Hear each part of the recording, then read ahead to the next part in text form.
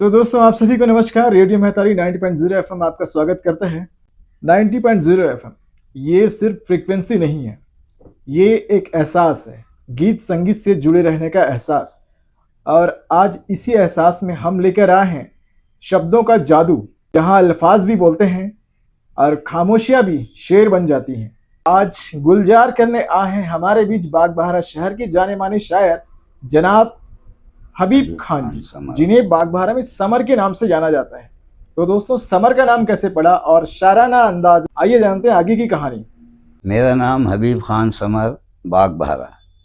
Summer का तखल्लुस मुझे हमारे हज़रत मदनी मियाँ हज़रत जो कछौछा से आते हैं, रियाद रोड एक मरतबा आए हुए थे प्रोग्रामों में।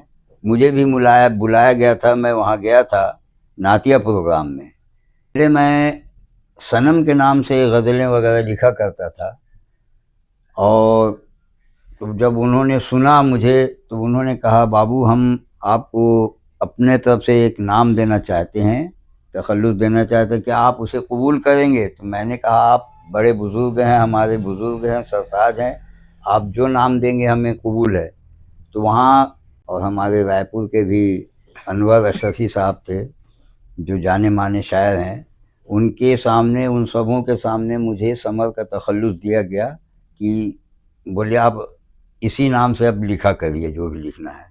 तो मैंने बहुत पहले, जो नात से पहले मेरी शायरी शुरू हुई थी, नात जिसे उर्दू में नात बोला जाता है, जिसे शुरुआत नात से हुई थी, वो भी समझिए उस वक्त मैं 13 साल का था। उस वक्त से मैं नात या कलाम लिखना शुरू किया।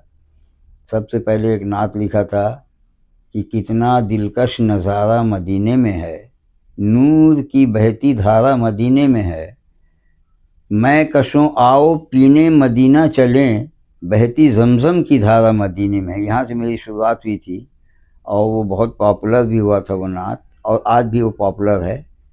मैं गज़ल भी लिखता हूँ, भजन भी लिखता हूँ, छत्तीसगढ़ी में भी लिखता हूँ, उर्दू में भी, हिंदी में भी।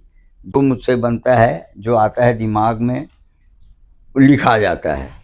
शायरी आपसे है, आपसे शायरी है। शायरी का आपसे परिचय कैसे हुआ? अब शायरी बचपन में हमारे मामा जो थे, डॉक्टर थे यहाँ भी, समझिए इसके शुरुआत हमारे मामा से हुई। शायरी की शुरुआत मामा से हुई। तो उसके बाद धीरे धीरे जब हम थोड़ा होश आने लगा तो फिर हमने खुद अपने कलम चलाने लगे। तो जिसमें सबसे पहले मैंने एक वो कता जिसको कहते हैं मुक्तक जी, वो लिखा था कि तुम्हारे प्यार में खुद को भुलाए बैठा हूँ, जिगर पे चोट मोहब्बत की खाए बैठा हूँ, चले भी आओ सताओ न मुझको मेरे सनम, तुम्हारी राह में पलकें बिछाए बैठा हूँ। बहुत जब कि हमारे दोस्त ने मुझसे कहा था, कॉलेज के लिए उनका फंक्शन था, वो मेरे पास आए, तो ऐसे ऐसे लिखिएगा। तो मैं बोला, भाई मेरे से जो बनेगा मैं लिखूँगा। तो उसमें लिख के दिया था कि कोई क्या करेगा कल्पना तेरी कल्पना के बाद, कोई क्या करेगा कल्पना तेरी कल्पना के बाद, कोई मर मिटा है तुझ पे तेरी कल्पना के बाद, तेरी कल्पना में शायद मेरी कल्पना छुपी है, अब कोई कल्पना नहीं है तेरी कल्पना के बाद।